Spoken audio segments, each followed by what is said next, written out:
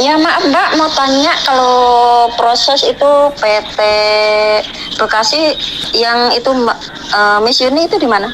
Oh, untuk urusan yang di Indonesia saya kebetulan tidak ngurusin Indonesia. Jadi Indonesia itu yang ngurusin Mas Andro. Saya akan kasihkan nomornya Mas Andro sama-sama, oke nggak? Oh, sudah ada tadi, sudah disimpan. Itu Bekasinya mana? Itu mau tanya. Saya tidak tahu Mbak, soalnya kalau masalah yang di Indonesia saya tidak begitu ngurusin. Jadi ntar kalau kalian sudah nyampe Hong Kong sini itu baru wewenang saya untuk ngikutin jejak kalian. Jadi sudah berbicara dengan Mas Andro sendiri? Sudah, itu SMS tapi belum dibalas, itu cuman bilang Bekasinya aja. Oke, sampean SMS lagi sama Mas Andro. Mas Andro, Mbak Yuni nanyain di daerah mana, karena sejujurnya saya Indonesia tidak begitu mengurusin. Jadi saya minta maaf ya. Iya, nggak apa-apa. Matur Mbak Nur. Itu maksimal itu Mbak berapa umurnya? Maksimal 40 Mbak. Oh 40, saya sudah 42. Oh, oke. Coba berkomunikasi dengan Mas Andro aja. Oke, makasih ya. Mbak Nur. Kalau yang belum umur berapa maksimalnya? Jadi 40 itu sudah maksimal ya Mbak ya. Jadi sekali lagi kita kan tidak tahu. Coba double check aja sama PT yang ada di Indonesia, karena kebetulan kan saya tidak ngurusin PT yang ada di Indonesia. Jadi saya minta maaf sekali lagi. Halo. Iya, Cek. Siapa Selamat ini? sore. Selamat sore. Ada yang bisa dibantu? Boleh. Saya pernah kerja di Hong Kong juga dulu. Sebentar ya Mbak ya, sebentar. Kamu tahu kan setiap kali telepon masuk ke saya secara langsung dan tidak langsung masuk di YouTube sama di Facebook. Jadi hati-hati, jangan pernah menyebut nama siapapun termasuk namamu sendiri, karena saya tidak ingin setelah viral kalian minta take down. Ada apa sayang? Ada apa Mbak? Halo? Oh iya, ini kan saya pernah kerja di sana juga, di Hong Kong juga. Ya, itu tapi dulu tahun 2009 sampai 2014 itu saya over. Bisa balik lagi ke sana nggak? Overnya over gimana Mbak? Overstay atau? Iya. Overstay tapi berapa lama? Maksudnya pulang sendiri, nggak sampai ke tangkep gitu. Overstay berapa lama sayang? Ya. Overstay berapa lama sayang? 4 tahun setengah. Hah? Overstay 4 tahun setengah? Tapi pernah di satu majikan 4 tahun, finish kontrak juga pernah. Oke, lah kenapa kok sampai overstay 4 tahun setengah sampean berpikirnya? Aduh, dulu itu bingungnya uang aja dulu itu, anak akeh rondo. Masih bisa balik ke sana lagi apa enggak ya, Cek ya? 2017. Bukan, 2014. Jadi 2014. saya overstay-nya itu tahun 2009 sampai 2014 saya pulang. Beli tiket sendiri, nyerahin diri sendiri gitu. Oke, soalnya sekarang kan lagi gempar-gemparnya data ganda. Data ganda aja ya kalau sampai overstay aja masalahnya jadi berat. Jadi menurut pendapat saya jangan balik ke Hong Kong, cari negara lain aja. Oh gitu ya. Oke. Jadi kenapa dulu? Kalau kesana kan mungkin nggak sampai kesasar mau kemana-mana gitu loh. Ya namanya orang baru pasti kesasar itu wajar. Kan tidak tahu negara mana aja kan pertama kali di Hong Kong juga tidak tahu. Dan kalau kamu pernah overstay, yang dikhawatirkan oleh imigrasi saat kamu diizinkan masuk lagi, kamu akan overstay lagi. Nah, ini yang ada beberapa kasus, ada beberapa kasus yang di reject sama imigrasi. Jadi kalau sudah pernah overstay, lebih baik jangan ke Hong Kong. Itu menurut pendapat saya. Oh gitu ya. Oke. Terima kasih, Cing. Matur nembah nuwun. Oke, Papa. Assalamualaikum. Waalaikumsalam warahmatullahi wabarakatuh. Oke.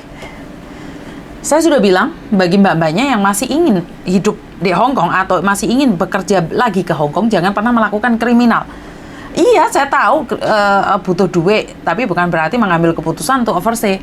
Lah kalau kamu sudah overstay dan kamu ingin balik lagi ke sini, semua orang menyangka bahwa data kalian akan hilang dengan bergantinya paspor dan data-data yang lain. saya katakan lagi, sekali lagi, saya tegaskan sekali lagi, Mbak. Yang ganti nama pada tahun 2000 ke atas, itu datanya muncul semua saat pembaruan KTP. Jadi apalagi kalian yang overstay, apa yang nggak malah menculut-menculut?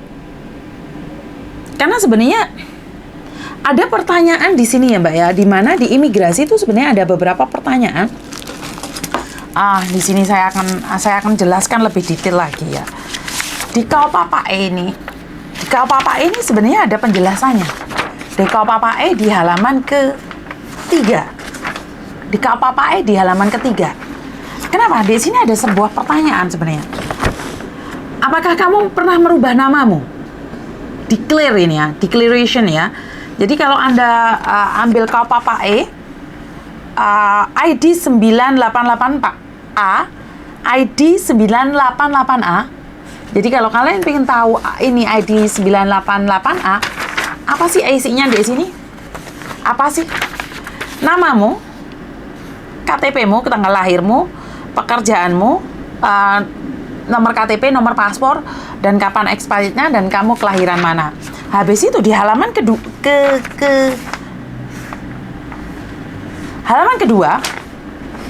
halaman kedua alamat majikan, alamat rumahmu Indonesia, dan pengalamanmu kerja, ini halaman kedua. Dan halaman ketiga ini yang perlu digarisbawahi. Di halaman ketiga ini, makanya kalau kalian bilang data kalian hilang lah setelah 10 tahun, enggak. Di Hongkong itu enggak hilang, kecuali yang tahun 1999 ke atas itu, ke bawah. 1999 ke bawah, 96, 98 itu nggak kelihatan, nggak muncul ya. Masih di zamannya British itu nggak ada. Di halaman ketiga, di sini ada extension visa, extension of stay. Kamu sebagai pembantu, pekerja, employment, sampai kapan? Dan yang 4A menanyakan extensionnya, yang B purpose of application. Tujuannya untuk mengisi formulir 988A ini untuk apa? Untuk extension of application of pindah alamat atau renew dengan majikan yang sama, atau extension of stay complete of remaining, atau extend visa yang sekarang kita panggil dengan Jutking. Jadi di sini tertera di halaman 3 yang nomor 4A 4B itu tentang visa, dan nomor 5 declaration. What is declaration? Ini dari pihak imigrasi menanyakan. Nah, ini kalian kena data ganda, ini suratmu keluar ini, KUPAPE-nya ini keluar semua. Ini menyatakan 1, I have not changed my name before. Saya tidak pernah mengganti nama saya. Atau saya pernah mengganti nama saya sebelumnya. Jadi dicatat di sini di bawahnya. Jadi jika Anda pernah ganti nama, sebenarnya jika kalian mengakui ini, saya tidak tahu apakah bisa turun visa atau tidak. Jadi declaration. Terus yang nomor 5, penjelasan yang kedua, I never been refused entry. Tidak pernah dideportasi atau dikeluarkan dari Hong Kong atau suruh keluar dari Hong Kong. Jadi ini deklarasi yang pertama adalah, apakah kamu pernah ganti nama? Jika ganti nama, siapa? Dan pertanyaan kedua, apakah kamu pernah refuse? Itu refuse apa? Ditolak. Apakah Anda pernah ditolak masuk Hong Kong? Atau kamu pernah dideportasi? Atau kamu dipulangkan? Atau pernah diberi pertanyaan harus pergi dari Hong Kong, leave of Hong Kong? Apakah pernah? Jika pernah, explain kapan, tanggal berapa, dan detailnya. Jadi di situ dikatakan ya. Jadi ini yang kedua. Yang ketiga, apakah Anda pernah refuse, ditolak visanya? Jika tidak, ya tidak. Jika Anda pernah ditolak visanya masuk Hong Kong, kapan dan jelaskan. Jelaskan secara detail. Jadi di sini dikatakan ya Mbak, bagi buat mbak-mbaknya yang overstay, yang selalu menanyakan, saya itu pernah overstay, saya itu pernah ambil paperan, pernah apa. saya bilang kenapa untuk sementara jangan pernah datang ke Hong Kong aja dulu, karena Hong Kong sangat ketat sekali dari awal, apalagi kalau kamu sudah pernah menyatakan kesalahan, pernah melakukan kesalahan. Jadi di sini jelaskan, sangat jelas sekali dan detail sekali ya Mbak ya. Di KPPE ini, apakah kamu pernah ganti nama? Jika pernah, siapa namamu? Apakah kamu pernah ditolak masuk Hong Kong? Apakah kamu pernah dipulangkan? Apakah kamu pernah disuruh meninggalkan Hong Kong? Kapan dan bagaimana detailnya, secara perinciannya. Dan yang ketiga, apakah kamu pernah ditolak visanya? Apakah kamu pernah ditolak visanya? Jika tidak pernah, di-fill tidak. Jika pernah, bisa explain dan menceritakan kapan dan bagaimana detailnya. Oke, setelah itu, yang kelima, yang keenam adalah undertaking. Undertaking, di mana itu akan menuliskan kontrak kerja kamu. Jadi di imigrasi sendiri untuk data ganda, ininya semua keluar Mbak. Pasti dia akan nanyain sama kamu, apakah kamu seperti ini, seperti itu, seperti ini, seperti itu. Jadi nggak usah khawatir, nggak usah takut, kalian nggak usah bingung. Saya tahu kamu pasti bisa, karena kamu sudah pernah memilih untuk overstay di Hong Kong. Sebaiknya jangan pernah berpikir untuk balik lagi ke Hong Kong. Udah lupakan aja Hong Kong, forget it dan leave it.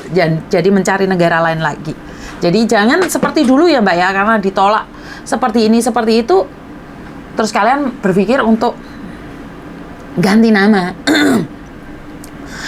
Sekarang ganti nama benar-benar sulit, dengan adanya Hong Kong memperbarui KTP ini lebih canggih lagi.